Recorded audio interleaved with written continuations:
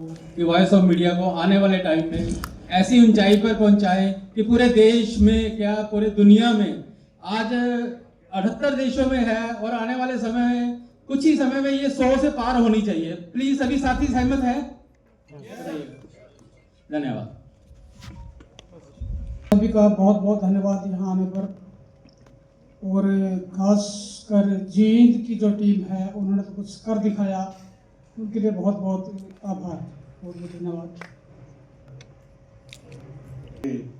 अजीज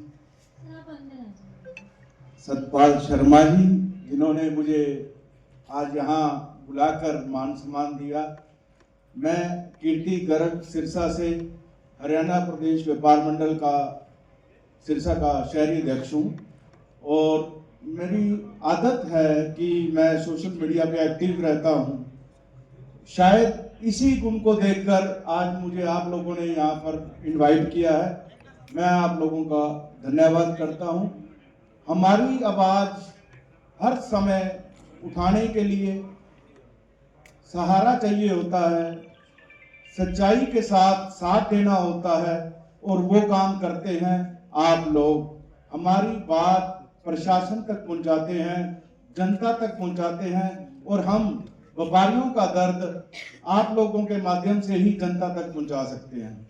देता हूं और एक प्रार्थना करता हूं कि अगर किसी भी पत्रकार भाई को कामयाब होना है तो उसको सच्चाई, निर्भीकता, ये गुण अपने अंदर रखने होंगे, क्योंकि उसकी उतनी ही वैल्यू बढ़ जाएगी, उतनी ही कीमत बढ़ जाएगी उसके अखबार की, उसके चैनल की, जितनी वो निर्भीकता से बात करेगा, बात अपनी समझाएगा, सरलता से समझाएगा, उसकी बात जन जन तक पहुंचेगी और वो जनता का पत्रकार कहलाएगा।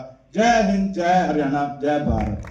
के सभागार में उपस्थित पत्रकार बंधुओं और हमारे मध्य बैठे अंतर्राष्ट्रीय स्तर के जनरल सेक्रेटरी श्रीमती दिव्या भोसले जी, और हमारे ओजस्वी एवं मेहनती और कार्यशील अध्यक्ष हरियाणा श्रीमान बंशीलाल जी, और यहाँ जींद के जिला के अध्यक्ष सतपाल शर्मा जी,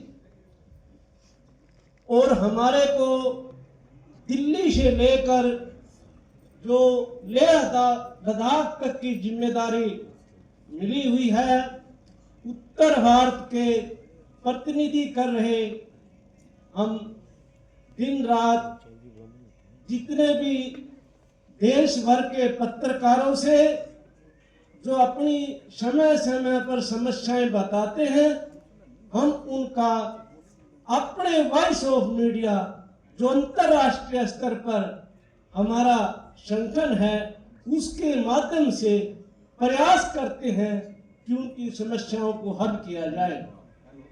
मैं थोड़ा सा संगठन के बारे में बताता हूं।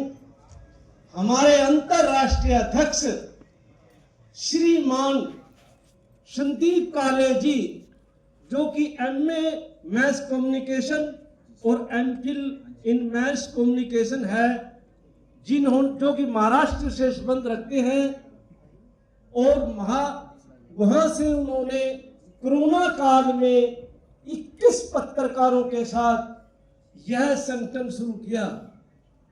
और भारतवर्ष के अध्यक्ष श्रीमान अनिल मस्के जी हैं, जो महाराष्ट्र से हैं, और वो पहले महाराष्ट्र स्टेट के अध्यक्ष रहे हैं। उन्होंने भारत की जिम्मेदारी मिली है। और इसका उद्देश्य क्या है? इसका 5 सूत्री कार्यक्रम है। हमने ऐसे पत्रकार देखे हैं जो ईमानदार से जंगलों में, महाराष्ट्र के जंगलों में, छत्तीसगढ़ उत्तराखंड के जंगलों में काम करते हैं, परंतु उनके पास रहने के लिए घर नहीं है। उनको घर चाहिए, पत्रकारों को घर चाहिए। दूसरी, पत्रकारों को अपने बच्चों के लिए शिक्षा का प्रबंध चाहिए। तीसरी, हमारे बहुत से साथी पत्रकार बंधु ऐसे हैं थोड़ा सा मर्यादा से ऊपर चले जाते हैं, तो उसके लिए पत्रकारों के प्रशिक्षण के लिए, सेमिनारों के लिए और वर्कशॉप की जरूरत है। स्किल डेवलपमेंट जरूरी है। और चौथा, हमारा जो काम है, इंश्योरेंस चाहिए। किसी भी समय कोई ऐसी स्थिति पत्रकार के ऊपर पड़ सकती है, तो उसके लिए दुर्घटना बीमा अवश्य है। पांचवी हमारी बात यह है कि जब पत्रकार की उम्र 60 साल की हो जाती है, उसको सामाजिक सुरक्षा चाहिए, पेंशन चाहिए। तो हरियाणा सरकार की अगर मैं बात करूं, जो 2007 की मीडिया पॉलिसी थी, उसको बदलकर 2023 मीडिया पॉलिसी लागू कर दी, जिसमें कि कड़े नियम है, जो हर पत्रकार उस अवस्था तक नहीं पहुंच सकता। आप मान के चलिए कितने लोगों की पेंशन होगी? मुश्किल से 250 या 260 लोगों की ही अंदाजा है, इससे ज्यादा पेंशन नहीं है। हम चाहते हैं कि पत्रकारों की सुरक्षा हो, प्रोटेक्शन ऑफ द जर्नलिस्ट, और बिना किसी एक्रेडिटेशन के, अनुभव के आधार पर पत्रकारों की पेंशन होनी चाहिए। अनुभव बेसिक रख दो, एक्रेडिटेशन की कोई जरूरत नहीं होनी चाहिए। जब उसकी उम्र 60 साल की हो जाए तो पत्रकारों की पेंशन जरूरी है। जब एक विधायक की पेंशन है, जब एक पार्लियामेंट के मेंबर की पेंशन है, राष्ट्रपति की पेंशन है, प्रधानमंत्री की पेंशन है, जो ये उनके लिए काम कर रहे हैं, समाज के लिए जो पत्रकार काम कर रहा है, इनकी पेंशन क्यों नहीं? बस बहुत से साथियों ने, हमारे पत्रकार बंधुओं ने बहुत कुछ बताया।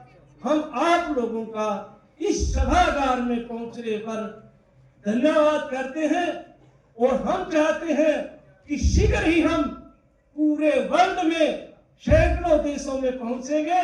इसी के बाद धन्यवाद।